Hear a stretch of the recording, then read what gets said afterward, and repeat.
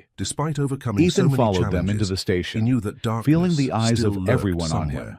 waiting to His rise colleagues, again. the ones who But had he was no always longer trusted the weak and person respected he once him, was. now looked at With him with Sophie a by mix his of side emotions. and the support of those Some he were loved, shocked, Lucas some believed angry, he could face whatever and came others next. worried about As what time would went come on, next. the Hamilton But Hope they all Foundation knew grew, that this incident becoming wouldn't one be of the easily largest forgotten. charitable organizations As the in the two country. traders were led to the holding Homeless area, people,